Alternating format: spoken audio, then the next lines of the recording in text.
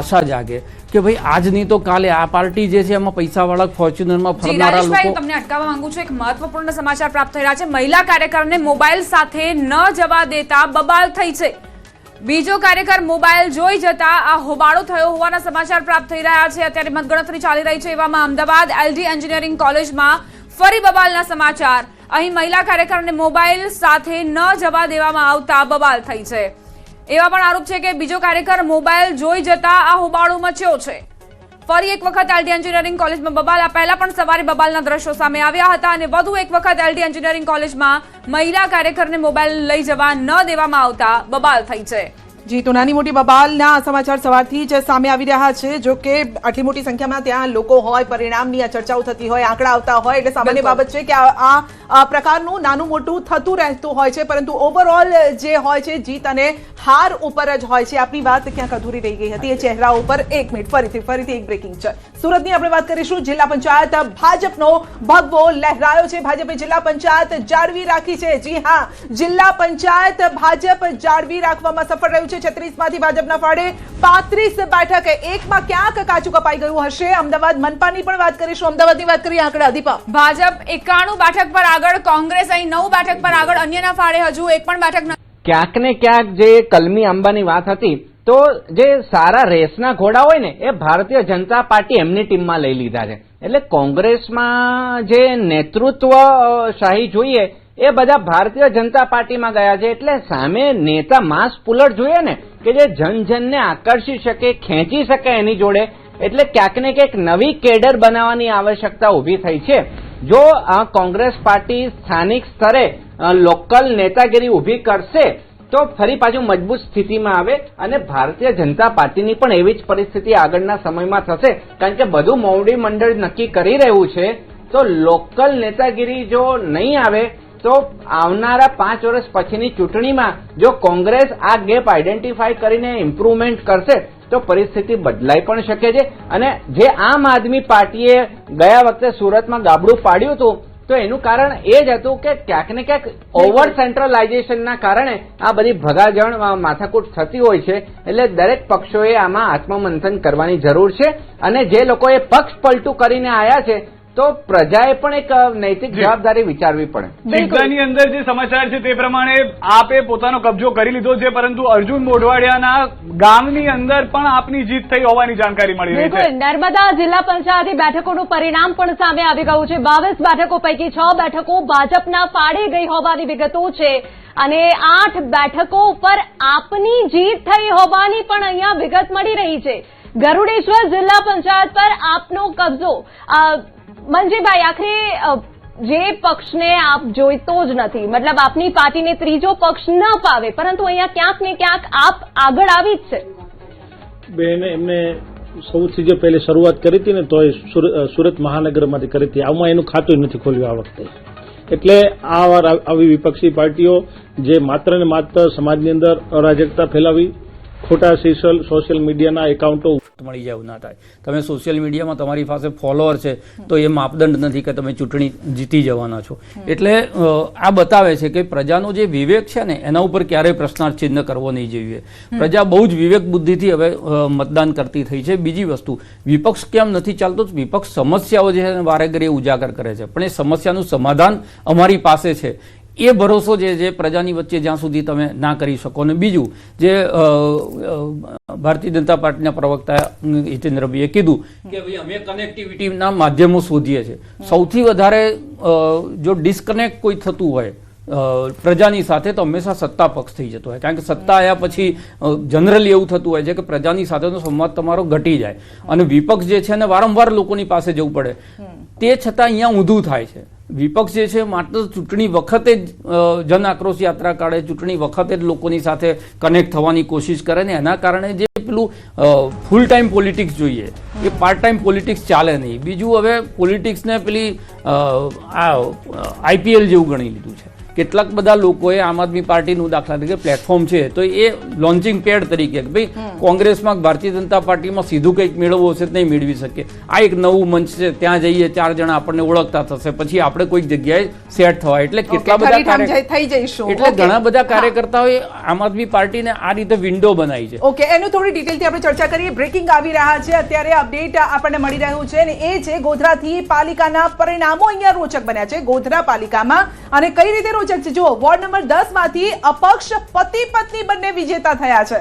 વિચાર કરો, હવે પતિ પત્ની, હિતેન્દ્રભાઈ બે હાથ ઉપર કરી રહ્યા છે, હવે શું વિચાર્યું હશે હું એમનો જવાબ લઈશ, પરંતુ વોર્ડ નંબર 10 માંથી અપક્ષ પતિ પત્ની વિજેતા થયા છે. હવે આ રાજનીતિમાં કઈ રીતે આ પતિ પત્ની આગળ ચાલશે તે પણ જોવાનું રહેશે, પરંતુ અહીંયા પતિ પત્નીની જીત થઈ છે અને ઘરમાં અત્યારે ઢોલ નગાડા વાગતા હશે. હિતેન્દ્રભાઈ, મારે પણ એક સવાલ કરવો છે તમારો આ સ્મિત જોઈને.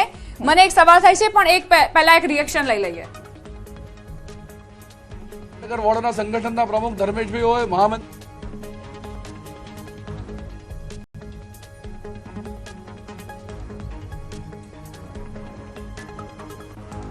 અવાજ નથી આવી રહ્યો.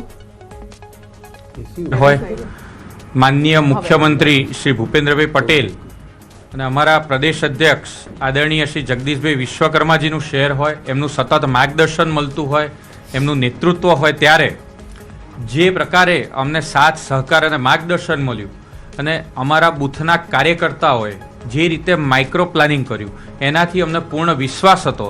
અને જે વોર્ડની અંદર કોંગ્રેસવાળા વર્ષોથી ચૂંટાતા હતા, આજે એક પછી એક વોર્ડની અંદર એ લોકોએ સીટો ગુમાવવાનો વારો આવ્યો છે. Chandkheda ward, Amraiwadi ward, India colony ward, Shahpur ward, આ ચારેય વોર્ડ એવા છે કે પાછલા 10-10 વર્ષથી સતત એ લોકોના કોર્પોરેટર ચૂંટાતા હતા. એ તમામ આ વખતે એમની હાર થઈ છે. કેટલાક વોર્ડ એવા હતા કે જે જગ્યાએ ખૂબ જ રસાકસી હતી, સરદારનગર વોર્ડ, સરખેજ વોર્ડ, એ જ સરખેજ વોર્ડ કે જ્યાં ગત ચૂંટણીમાં 492 મતથી ભારતીય જનતા પાર્ટીના ઉમેદવાર વિજય બન્યા હતા, આ વખતે 10,000 કરતાં વધારે લીડથી ભારતીય જનતા પાર્ટીના ઉમેદવાર વિજયી બન્યા છે. જે પ્રકારે આખા જ અમદાવાદની અંદર ટ્રેન્ડ આવી રહ્યો છે એ જોતા કહી શકાય કે આ ચૂંટણીની અંદર સૌથી વધુ વોર્ડમાં ડિપોઝિટ ગુમાવવાનો રેકોર્ડ બનવા તરફ કોંગ્રેસે આગળ વધી રહી છે. પરંતુ કેટલીક એવી બેઠક છે કે જ્યાં ભારતીય જનતા પાર્ટીનો ગઢ ગણાતો, ત્યાં પણ આપણે કેટલીક બેઠકો ગુમાવી છે, બાપુનગર સહિતના વિસ્તારો, કે અમુક જે કોંગ્રેસનો જે ગઢ ગણાતો હતો ત્યાં આપણે હજુ સુધી પગ નથી પેસારો કરી શક્યા. એને કેવી રીતે જોઈ રહ્યા છો, કેવી રીતે મૂલવી રહ્યા છો? લઘુમતી એટલે વિશેષ કરીને વર્ગ વિશેષના લોકોની જ્યાં ખૂબ મોટી વસ્તી છે, ડેમોગ્રાફી બદલાઈ છે, એ વોર્ડમાં વર્ષોથી કોંગ્રેસ આવી રહી છે. એવા 6 વોર્ડ છે. મક્તમ મહેસાણા મહાનગરપાલિકાની ગણતરી પૂર્ણ થઈ હોવાના સમાચાર પ્રાપ્ત થઈ રહ્યા છે. મનપાની ગણતરી પૂર્ણ થઈ છે. 52 બેઠકોમાંથી 47 બેઠકો ભાજપના ફાળે. અહીં પણ ભાજપનો દબદબો કાયમ છે. 5 બેઠકો પર કોંગ્રેસે જીત મેળવી હોવાના સમાચાર. તો મહેસાણા રાજકીય લેબોરેટરી પણ ગણવામાં આવે છે આ વિસ્તાર, અને જ્યાં બીજેપીએ દબદબો યથાવત રાખ્યો છે. મહેસાણા બીજેપી 47, કોંગ્રેસ 5. આ સાથે વડોદરાની વાત કરીએ, મધ્ય ગુજરાત વડોદરાની અહીંયા વાત કરીએ, પાદરામાં ઉમેદવારે ભાઈનું સપનું પૂરું કર્યું છે. જી હા, ભાઈનું સપનું પૂરું કર્યું છે. નગરપાલિકામાં જીત થતા ભાઈની તસવીર સાથે ઉજવણી અહીંયા કરવામાં આવી છે. ભાઈનું અકસ્માતમાં મોત થયું હતું અને ભાઈની પણ ઈચ્છા હતી કે જે ચૂંટણી લડે ભાઈ તો તે જીતે, તો મોટા ભાઈનું સપનું પૂરું કરવા માટે ચૂંટણી લડ્યા, જીત્યા અને ઉજવણી કંઈક આ રીતે કરી છે. હવે આગળ વાત મોરવા હડફની કરવી છે. મોરવા હડફથી સમાચાર. મોરવા હડફની તાલુકા પંચાયતની વંદેલી બેઠક જે આપના ફાળે ગઈ છે. આમ આદમી પાર્ટીએ અહીં જીત મેળવી છે. મોરવા હડફ તાલુકા પંચાયતની વંદેલી બેઠક જે આમ આદમી પાર્ટીના ફાળે. દ્વારકાથી પણ સમાચાર પ્રાપ્ત થઈ રહ્યા છે. ખંભાળિયા નગરપાલિકામાં ભાજપે જીત મેળવી છે.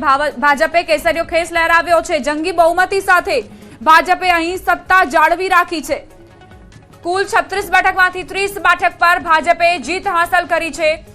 36માંથી 30 બેઠક ભાજપના ફાળે ગઈ છે. નગરપાલિકામાં કોંગ્રેસનો સફાયો થયો છે. બિલકુલ. તો આ જે તમામ પરિણામો અત્યારે સામે આવી રહ્યા છે, બહુમતી તરફ પણ ભાજપ અહીંયા દેખાઈ રહી છે, પરંતુ સવાલ મારું વિશેષજ્ઞને પણ એ રહેશે કે આ જે પરિણામો છે આની અસર વિધાનસભાની ચૂંટણી પર કઈ રીતે થશે? કારણ કે દરેક ચૂંટણીનો એક અલગ માહોલ હોય છે, એક અલગ મૂડ પણ હોય છે અને મતદાતાનો પણ અલગ મૂડ હોય છે. કઈ રીતે આપ મૂલવી રહ્યા છો? આપણે જનરલી એવું કહેતા હોઈએ છીએ કે આ વિધાનસભાની સેમીફાઇનલ છે.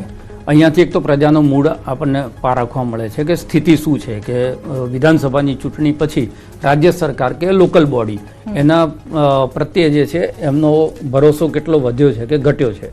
બીજી વસ્તુ છે કે જે આ પ્રકારની જીત થાય, જે ભારતીય જનતા પાર્ટી અત્યારે જીતી રહી છે, એમાં મહાનગરપાલિકાઓ આપણે સમજીએ કે ભાઈ 15 મહાનગરપાલિકા જીત્યા, પણ જે સ્ટ્રાઇક રેટ છે 100 સંખ્યા સુધી પણ વિપક્ષ પહોંચી ના શકે, એ જે સ્થિતિ છે કે જિલ્લા પંચાયતની અંદર 2-4 જિલ્લા પંચાયતોને છોડી દો તો વિપક્ષની ભૂમિકા પણ ના હોય.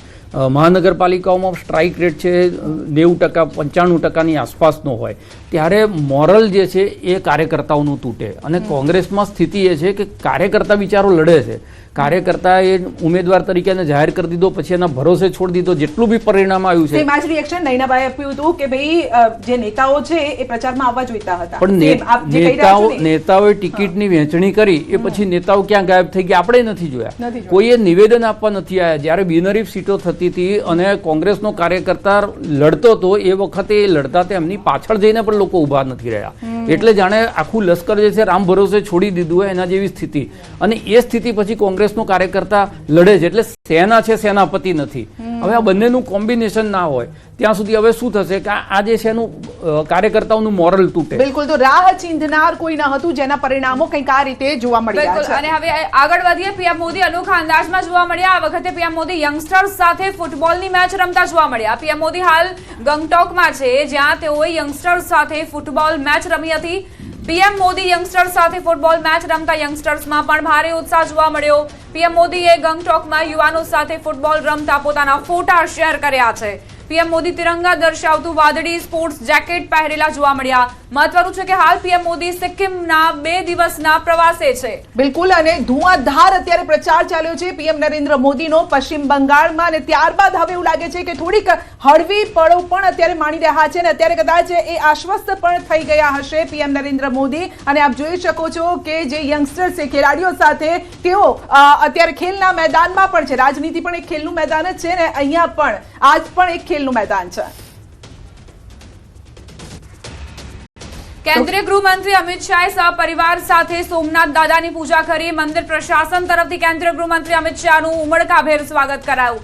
સોમનાથ મહાદેવના સાનિધ્યમાં અમિત શાહ અને તેમના પત્નીએ પૂજા અર્ચના કરી અને મહાદેવના શરણે શીશ ઝુકાવ્યું. ખૂબ જ હેક્ટિક શેડ્યુલ ગૃહમંત્રી અમિત શાહનું રહ્યું, કારણ કે 5 રાજ્યોની જે ચૂંટણી હતી તેમાં પણ તેઓ સક્રિય હતા, અને હવે સ્થાનિક સ્વરાજની ચૂંટણીમાં પણ જે તેમણે એક બાદ એક પ્રહાર કર્યા છે, વિપક્ષને પ્રહાર કરતા જોવા મળ્યા છે, અને હવે સોમનાથ દાદાની શરણે પહોંચ્યા છે. કદાચ ભાજપના જે આંકડા છે તેમાં ઓર વધારો થાય અને વિધાનસભામાં પણ આ જ પ્રકારનું પ્રદર્શન થાય તેવી પ્રાર્થના કરતા જોવા મળ્યા. બિલકુલ. કારણ કે દીપા, આપણે જોયું હતું કે મતદાન કરવા સ્પેશિયલી આવ્યા હતા અમિત શાહ અહીંયા, અને મતદાન બાદ સીધા પશ્ચિમ બંગાળ પણ ગયા હતા અને તેઓ ત્યાં પ્રચાર પણ કર્યો હતો. તો અહીંયા નવરંગપુરાથી પણ રિએક્શન સામે આવી રહ્યા છે, તે પણ આપણે જોઈશું, સાંભળીશું. આ સાથે આશા બ્રહ્મભટ્ટ, એકતા રાવલની અહીંયા જીત થઈ છે. અમદાવાદની આપણે વાત કરી રહ્યા છીએ. રીતેશ દુધિયા, હેમંત કાબરાની જીત થઈ છે.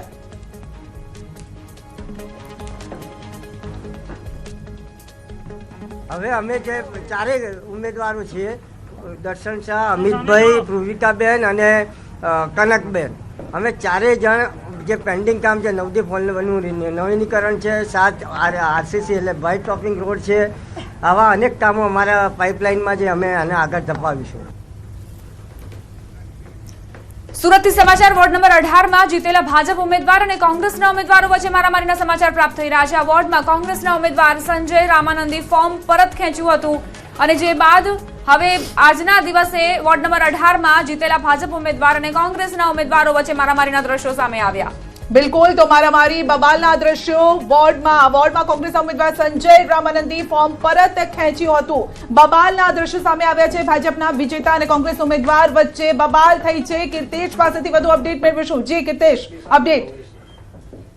બિલકુલ. ભાજપના ઉમેદવાર જીત મેળવતાની સાથે તેમનું બદામના ચાલી રહ્યા હતા. કોંગ્રેસનો ઉમેદવાર અભિનંદન આપવા આવતો હતો અને અચાનક જ ભાજપના ઉમેદવારનું ગળું પકડી લીધું હતું. બસ આ જ મામલાને લઈને જે મતગણતરી સેન્ટર છે ગાંધી એન્જિનિયરિંગ કોલેજ, ત્યાં આગળ મારામારીના દ્રશ્યો સામે આવ્યા હતા. જો કે નજીક મોબાઈલ પોલીસ તાત્કાલિક પહોંચી જતા આ મામલો શાંત થયો હતો. ખાસ કરીને કહી શકાય કોંગ્રેસના ઉમેદવારની વાતનો ગુસ્સો હતો કે તેમની જ પેનલના એક ઉમેદવારને ભાજપ દ્વારા ફોર્મ પાછું ખેંચવામાં લેવામાં આવ્યું હતું, જેને લઈને તેમની કારમી હાર થઈ છે. જોકે બંને પક્ષોની મારામારી બાદ પોલીસે મધ્યસ્થી કરતા મામલો.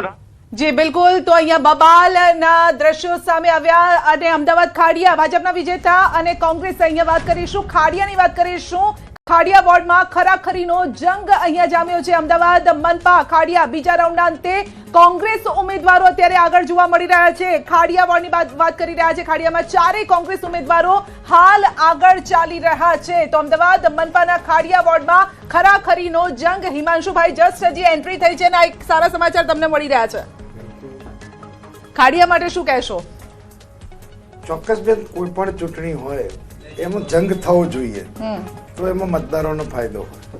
અને હું તો આપના માધ્યમથી સમગ્ર ગુજરાતના જે 10,000 કેન્ડિડેટ કોંગ્રેસના લડ્યા આ ગરમીમાં, સત્તા વગર, સરકાર વગર, સરકારી તંત્રની સામે, ભાજપના અઢળક પૈસાની સામે જે કોંગ્રેસના કાર્યકરો લડ્યા છે અને ઉમેદવારો, આ બંનેને હું એક જવાબદારીપૂર્વક લાખ અભિનંદન આપીશ કે આટલા બધા ત્રાસની વચ્ચે, આટલા બધા પ્રેશરની વચ્ચે એમને લોકશાહીનો, આ દેશનો તિરંગો ઝંડો લહેરાઈ રાખ્યો.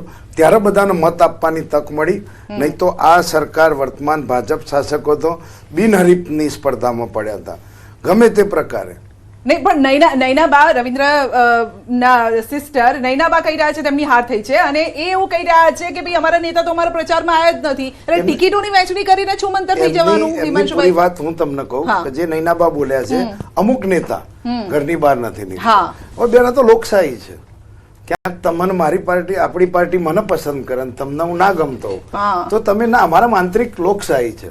અમારા ગમો અણગમો દેખાય. પણ જીત માટે તો બીજેપી કેમ એવું નથી કરતી? ભલે એમાં અણગમો તો હશે ને, ત્યાં બીજેપીમાં તો અણગમો હોય છે, ત્યાં જ વાસણો તો ત્યાં ખખડે છે. નથી ખખડતા, ખખડે છે. તમે જ કહો છો અંદર બાજે તો ભાઈ તમને મજા આવે છે. એમના વાસણો છે ને બધા રબડના છે. અચ્છા, એ વાસણો ખખડાતા નથી.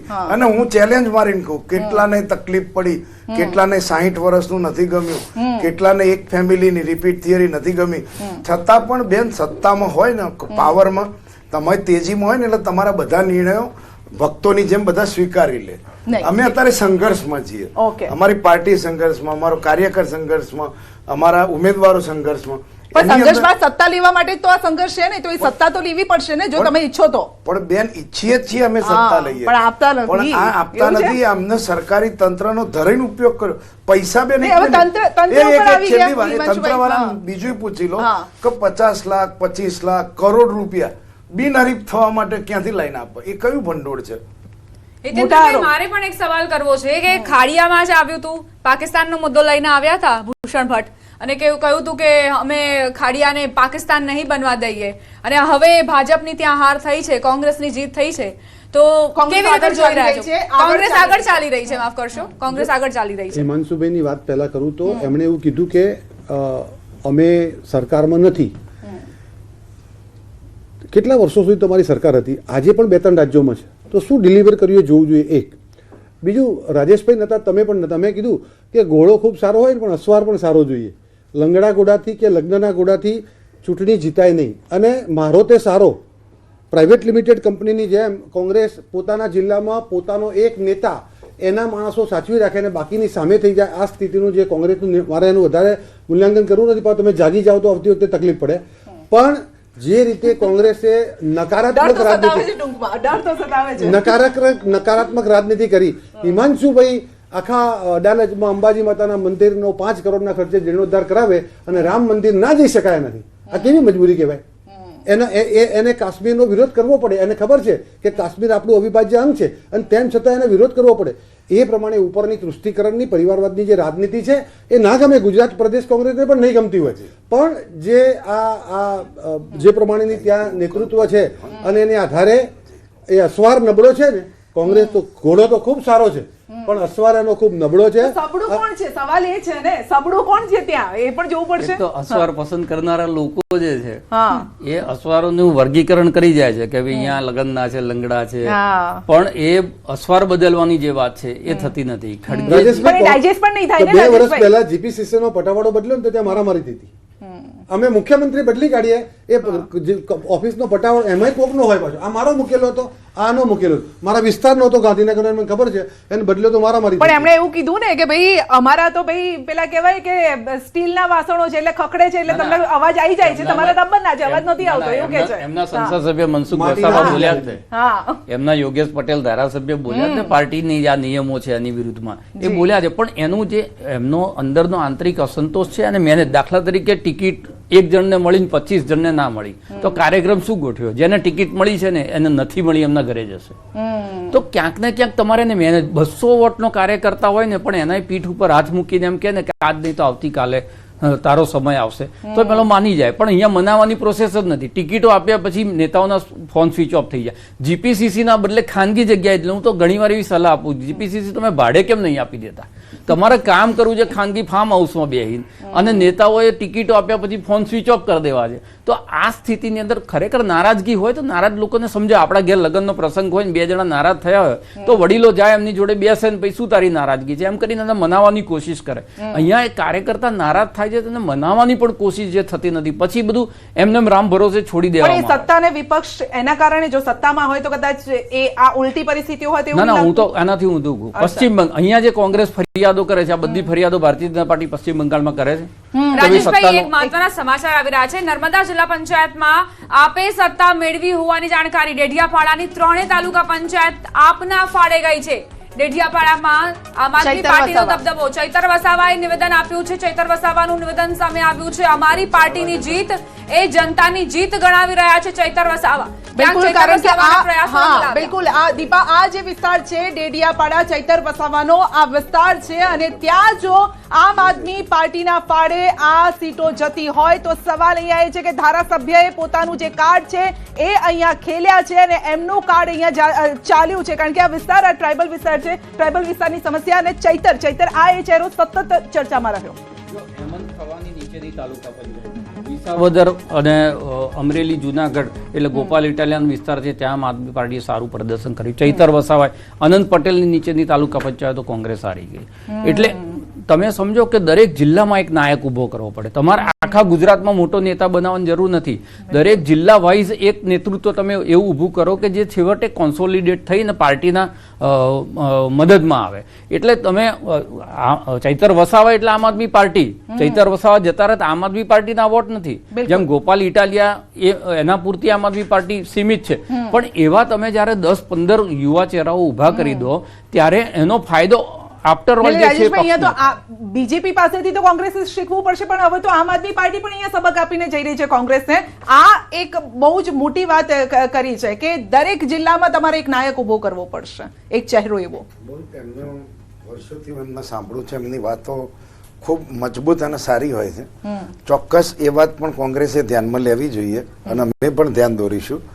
પણ બેન, તો અમુક વખતે કેવું હોય છે કે તમારા પરિસ્થિતિ અને સંજોગો ની વચ્ચે આ જે લડત છે ને એ બેન અઘરી હોય છે. અમે બી લડીએ છીએ, અમે કોઈ ભજન મંડળીની મત લેવા, સત્તા લેવા, પણ ક્યાંક ને ક્યાંક ઘણા સમયથી જે હિન્દુ મુસ્લિમ ધર્મના નામે જે આખું એક માનસિક વાતાવરણ લોકશાહીની અંદર કોઈ પ્રજાના કામો, વિકાસના કામો, રોજગારીને સાઈડમાં મૂકીને એક જ વાત કરવાની કે કોંગ્રેસ એટલે મુસ્લિમ ને ભાજપ એટલે હિન્દુ. ના, એટલે એવું નથી લાગતું કે એક યંગ નવા બ્લડની જરૂર છે, નવા ચહેરાઓને, જેવી રીતે અહીંયા આમ આદમી પાર્ટીમાં આપણે જોઈ રહ્યા છે કે ગોપાલ ઇટાલિયા હોય, ચૈતર વસાવા હોય, એ પોતાની રીતે એક આઈડેન્ટિટી છે, પોતાની રીતે એક બ્રાન્ડ છે. શું એવી બ્રાન્ડ હવે કોંગ્રેસે નવા ચહેરાઓને લાવીને કરવાની, એક એક્સપેરિમેન્ટ કરવાની જરૂર નથી લાગતી? જો કે હવે સમય પણ ઘણો ઓછો છે વિધાનસભાની ચૂંટણીને, પણ તેમ છતાં કોંગ્રેસમાં પણ બેન યંગ આખી એક નવી જનરેશન ખૂબ સારી તૈયાર થઈ રહી છે, અને એ યુવા નેતૃત્વ પણ આ વખતે અમે બધા જિલ્લા તાલુકામાં ખૂબ સારા યુવાનો લડાયા, એમને આગળ લાવવા પડશે. એમને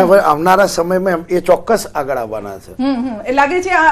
ઓકે, એક બ્રેકિંગ આપણી પાસે આવી રહ્યું છે. જી, એક મહત્વના સમાચાર આવી રહ્યા છે. ભાજપના નિયમો જ ભાજપને હરાવી રહ્યા છે વસાવાએ કહ્યું છે નિયમોના કારણે કાર્યકર્તાઓ નારાજ છે એવું પણ કહ્યું છે 3 ટર્મ બાદ ટિકિટ ન આપવાનો જે નિયમ હતો એ નિયમ ક્યાંક ને ક્યાંક નડ્યો. આમ તો વસાવા દર વખતે આ પ્રકારના વિવાદિત નિવેદનો આપવા જાણીતા છે,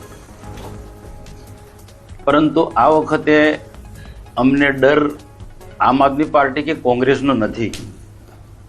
પાર્ટીની અંદર ટિકિટ આપવા માટે કેટલાક નિયમો બનાવ્યા છે, એ નિયમો પાર્ટી નુકસાન કરશે.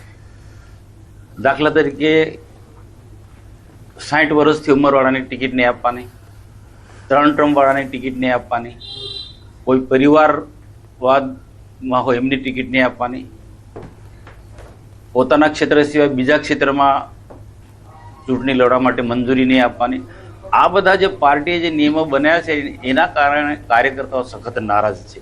હિતેન્દ્રભાઈ, અહીંયા વસાવા વર્સિસ વસાવાની લડાઈ તો આપણે બહુ જોઈ છે, પરંતુ વસાવા ભાજપ વર્સિસ કેમ થઈ ગયા છે? ચૈતરની જીત ભલે ડાયજેસ્ટ ના થાય ત્યાં ડેડિયાપાડા વિસ્તારમાં, પરંતુ ભાજપ સામે આ આક્રોશ કેમ સતત એમનો? નહીં, મનસુખભાઈ ખૂબ સિનિયર આગેવાન છે, 8 વારથી એ ત્યાં અમારા સાંસદ છે અને એ વિસ્તારની જે તાસીર છે એને એ જાણે છે. અને આ એમનો વ્યક્તિગત મત છે, એમનું તારણ છે.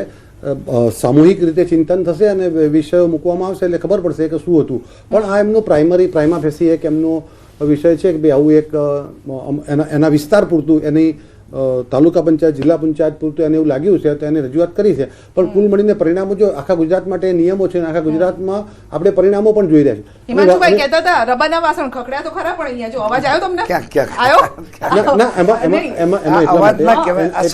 સજેશન હતું અમારા વાળા તો કચકચાઈને બોલે જે બોલવું હોય. તાંત્રિક લોકશાહી એવો ચહેરો છે જે સતત બોલતા આવ્યા છે, કોઈ પણ વાત હોય મુદ્દો તો ઉઠાવે છે, પણ 1-2 બોલકા નેતા હોય અને સિનિયર મોસ્ટ છે એટલે બોલી શકે. ઓકે, એમના ત્યાં કોઈ સેકન્ડ થર્ડ કેટેગરીનો કાર્યકર તો બોલી જ ના શકે. અચ્છા, ઓકે. આ રિએક્શન વિશે શું માનો છો કે કેમ આ રિએક્શન આવ્યું? ના, એટલે એમનું કહેવાનું એવું છે કે રાજકારણ હોય તો 25-30 વર્ષે માણસ રાજનીતિમાં આવે. એ સંઘર્ષ કરતો ધારાસભ્યની ટિકિટ મેળવી છે, કરતા 50-55 પહોંચ્યો અને જો એ વખત એને ચાન્સ ના મળ્યો, 60 થઈ ગયા, તો પછી એનું આખી રાજકીય કારકિર્દી જે છે એ રોળી જાય. બીજી વસ્તુ એ છે કે કોઈ વ્યક્તિ જે છે એ કોઈ રાજકીય પરિવારમાં જન્મ્યો છે, તેનો કોઈ ગુનો તો છે નહીં. જન્મ્યો ત્યારથી એને એ વાતાવરણ જોયું છે, એના ડીએનએમાં આવે એટલે એનો રસનો વિષય રાજકારણ થાય. હવે થાય કેવું કે બીજી પેઢી, આમ તો આખો મોદી પરિવાર કરીને તમારા આખી દેશને જોડવો છે અને એના જ પરિવારની બીજી પેઢી છે એને તમે એવો મેસેજ આપો છો કે ભાઈ તારે મહેનત કરવાની જરૂર નહીં કારણ કે તને તો તું પરિવારનો છે એટલે ટિકિટ મળવા નથી, તો બીજી પેઢી છે તે ડિસ્કનેક્ટ થઈ જાય. એટલે આ બધા વિષયો છે એ પાર્ટીના આંતરિક એમના જે સંગઠનના દર વખતે જુદા જુદા નિયમો કરે છે ને, નિયમોમાં કેટલીક જગ્યાએ ગાંધીધામમાં જેવું થયું એક પરિવારમાં 3 ટિકિટ આપી છે, ક્યાંક ક્યાંક પાછા અપવાદ પણ સર્જાઈ જતા હોય છે એની અંદર. ઉંમરના બાદમાં પણ ઘણી વખતે અપવાદ કરીએ ને, યોગેશભાઈને ગઈ વખત ટિકિટ આપી હતી 2022 ની અંદર, એટલે ઘણી વખતે પિતાને આપી હોય, વખતે દીકરાને આપી, દીકરીને આપી હોય, વહુને આપી દીધી હોય. એટલે સાંસદ ગેનીબેન ઠાકોરે અબડાસા ખાતે મતદાન કર્યું, અબાસડા ખાતે મતદાન કર્યું હોવાના સમાચાર. ગેનીબેન ઠાકોર મતદાન બાદ મહિલાઓને મળ્યા. ગેનીબેન ઠાકોરે લોકોને મતદાન કરવા અપીલ પણ કરી છે. બનાસકાંઠાના સાંસદ, બનાસકાંઠાના બેન તરીકે ઓળખાતા ગેનીબેન જેઓ પહોંચ્યા મતાધિકારનો ઉપયોગ કરવા માટે અને મતદારોને અપીલ કરી છે કે તેઓ આ વખતે મતદાન સારા પ્રમાણમાં કરે. આજે સ્થાનિક સ્વરાજ્યની ચૂંટણીનું મતદાન છે, ત્યારે ગુજરાતના સમગ્ર મતદારોને મોટા પ્રમાણમાં મતદાન કરીને આ લોકશાહીની જે પર્વની ઉજવણી છે એમાં ભાગ લે. તમામ ઉમેદવારો ખેલદિલીપૂર્વક મતદાનમાં જે મતદારો જે મતદાન કરે છે એમાં સહયોગ આપે, કાયદો અને વ્યવસ્થા જળવાઈ રહે અને સમગ્ર ગુજરાતની અંદર ભારતીય જનતા પાર્ટીના 30 વર્ષના શાસન